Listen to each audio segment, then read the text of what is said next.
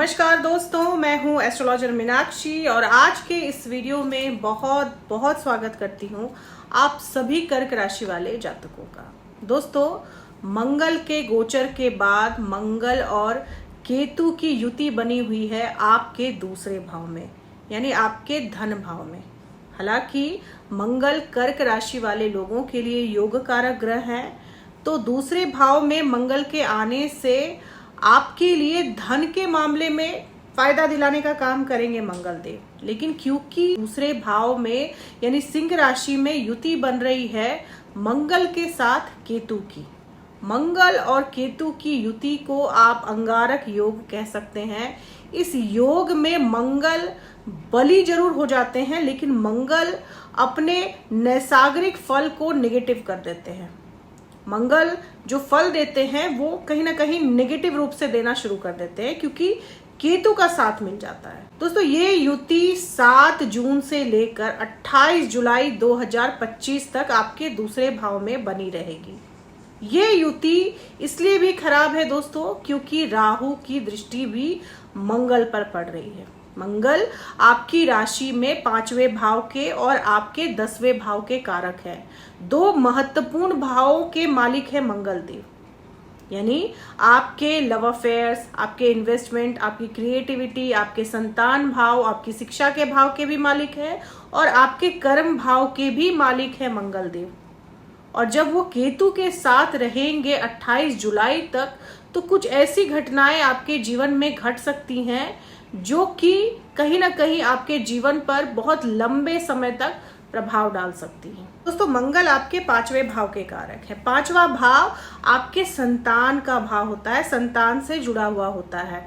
तो मंगल जब केतु के साथ रहेंगे तो कहीं ना कहीं आप थोड़ी सी दूरी महसूस कर सकते हैं अपने और अपनी संतान के बीच में, क्योंकि केतु जो है वो डिस्कनेक्शन देते हैं, डिटैचमेंट दे सकते हैं। तो आपके और आपके संतान के बीच में एक डिटैचमेंट आ सकती है, आप दोनों एक दूसरे से डिस्कनेक्टेड रह सकते हैं। बातचीत में आप दोनों को परेशानी हो सकती है एक दूसरे के साथ, यानी या तो आप अपनी संतान को नहीं समझ पा रहे हैं या फिर वो आपकी बात नहीं समझ पा रहे हैं या नहीं मान पा रहे। तो संतान से जुड़ी चिंताएं आपको रह सकती है। आपके संतान के स्वास्थ्य को भी प्रभावित करेगी मंगल केतु की ये युति, क्योंकि केतु हैं तो संतान को स्वास्थ्य से जुड़ी समस्याएं रह सकती हैं, दुर्घटनाओं का भी योग बन सकता है।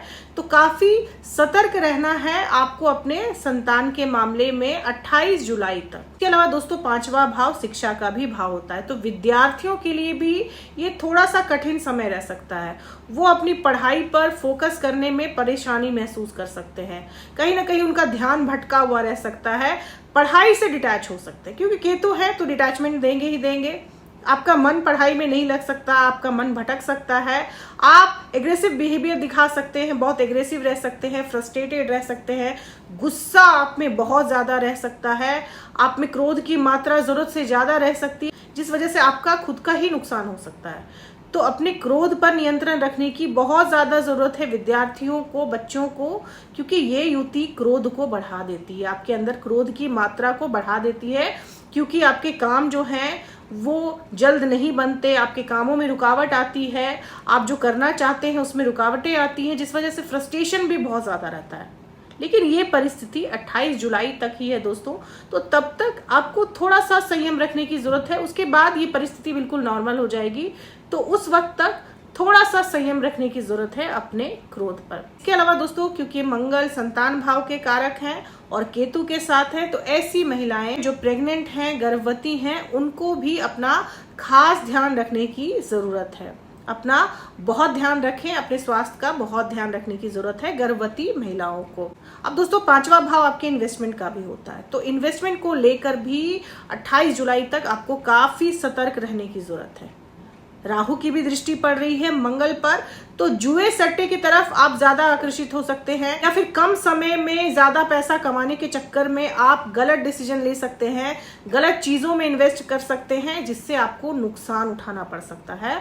तो बहुत सोच समझकर इन्वेस्टमेंट करें 28 जुलाई तक। हालांकि धन भाव में है मंगल देव, तो आपके धन में वृद्धि करेंगे, आपके पास पैसा आ सकता है, आकस्मिक रूप से भी पैसा आ सकता है, अचानक से पैसा आ सकता है, लेकिन केतु है उनके साथ, तो ये पैसा आपके पास टिकेगा नहीं, एक तरफ से आएगा और दूसरी तरफ से निकल भी जाएगा। यानी खर्चे भी आपके बहुत ज्यादा रह सकते हैं, आउट ऑफ कंट्रोल हो सकते हैं खर्चे। रुपए पैसे का फ्लो रहेगा लेकिन खर्चे भी बने रहेंगे आपके। तो इस तरह की परिस्थिति 28 जुलाई तक आपकी रहेगी। अब दोस्तों 5वां भाव आपके लव अफेयर्स का भी होता है, तो प्रेमी जोड़ों के लिए भी ये जो परिस्थिति है ये थोड़ी सी परेशान करने वाली है। आपके और आपके पार्टनर के बीच में आप दोनों के एग्रेसिव बिहेवियर की वजह से दूरियां आ सकती हैं, कहीं ना कहीं डिटैचमेंट रह सकती है आपको आपके पार्टनर से या फिर आपके पार्टनर को आपसे। आप अपने पार्टनर पर शक कर सकते हैं, आपका पार्टनर आप पर शक कर सकता है। तो कुल मिलाकर रिलेशनशिप के लिए ये परिस्थिति मंगल की बहुत अच्छी नहीं मानी जा सकती है। यहाँ तक कि ये परिस्थिति कुछ ऐसी बन सकती है दोस्तों कि आपका पार्टनर जो है वो आपको चीट कर सकता है, आपके साथ धोखा कर सकता है, आपको धोखे में रख सकता है। परिस्थितियां इतनी गंभीर हो सकती है कि हो सकता है कि आपका ब्रेकअप भी हो जाए, या तो आप मूव ऑन कर जाएं या फिर सामने वाला मूव ऑन कर सकता है। ताकि 28 जुलाई तक अगर इन परिस्थितियों पर आप नियंत्रण रख पाते हैं तो 28 जुलाई के बाद ये परिस्थितियां जो हैं वो बहुत अच्छी हो जाएंगी। अब क्योंकि दोस्तों मंगल आपके 10वें भाव के भी कारक हैं, आपके कर्म भाव के कारक हैं, तो नौकरी में आपको तरक्की मिल सकती है, लेकिन हो सकता है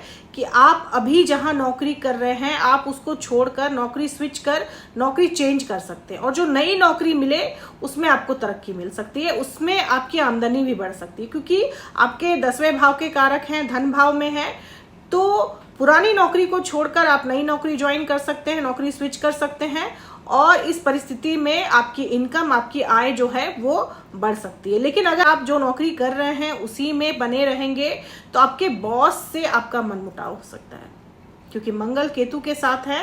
तो बॉस आप पर ज्यादा हावी रह सकते हैं, आप पर ज्यादा दबाव बना सकते हैं काम का, जिस वजह से आपकी अनबन हो सकती है अपने बॉस से। आपके कार्यालय में भी आपकी किसी के साथ अनबन हो सकती है, किसी के साथ मतभेद रह सकता है। इस तरह की परिस्थिति भी बना देते हैं मंगल और केतु आपके दूसरे भाव में बैठकर। जॉब स्विच करने के लिए ये परिस्थिति बहुत अच्छी है। अगर आप जॉब स्विच करते हैं तो इसमें आपका फायदा ही होगा, नुकसान नहीं होगा, क्योंकि जो नई नौकरी आपको मिलेगी वहां पे आपको माहौल भी अच्छा मिलेगा और इंक्रीमेंट भी मिल सकती है, यानी कि आपकी आमदनी जो है वो बढ़ सकती है। क्योंकि केतु डिस्कनेक्शन है, क्योंकि केतु डिटैचमेंट है, तो आप पुरानी नौकरी से डिटैच होकर जब नई नौकरी में जाएंगे तो आपको वहां पर फायदा ही होगा, पैसे का भी फायदा हो सकता है और कोई अच्छी पोस्ट भी आपको मिल सकती है।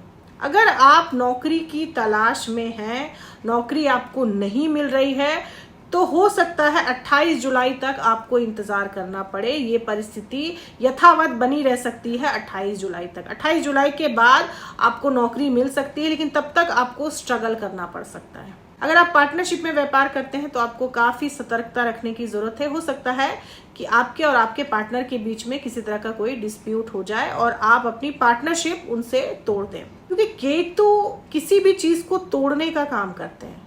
तो जिस भी ग्रह के साथ बैठते हैं उन ग्रह के कारकत्वों को वो आपसे अलग कर देते हैं, वो आपसे डिटैच कर देते हैं।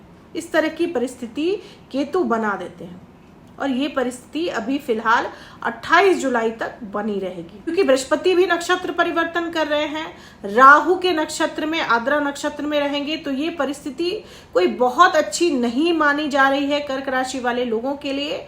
अभी फिलहाल आपको 28 जुलाई तक पेशेंस रखने की काफी ज्यादा जरूरत पड़ सकती है।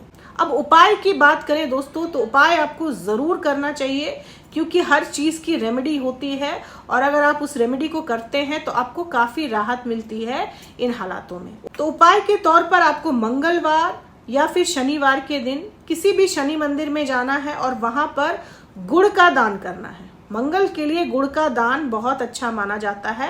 आप गुड़ का दान करके आए शनि मंदिर में। इसके अलावा आप जब भी अपने घर से किसी शुभ काम के लिए निकलें, या फिर आप दफ्तर जाने के लिए निकलें, या किसी भी अच्छे काम के लिए निकलें, तो आप घर से गुड़ खाकर जरूर निकलें। आपको इससे भी बहुत फायदा होगा। इसके अलावा दोस्तों, क्योंकि मंगल बहुत बली हैं और केतु के साथ हैं, तो एक चीज का आपको ध्यान रखना है कि अपने रसोई घर को आपको जरूर साफ रखना है। खासकर जो रसोई घर में चूल्हा होता है उसको आपको गंदा नहीं छोड़ना है। रात के वक्त उसकी सफाई जरूर आप कर दें। रसोई को आपको गंदा नहीं रखना है, क्योंकि मंगल जो है वो अग्नि को दर्शाते हैं। आप अपनी रसोई को जितना ज्यादा साफ रखेंगे मंगल उतने ही शांत रहेंगे। दोस्तों, ये थी मेरी एनालिसिस कर्क राशि वाले लोगों के लिए। उम्मीद करती हूँ कि वीडियो से आप लोगों को काफी मदद मिली होगी।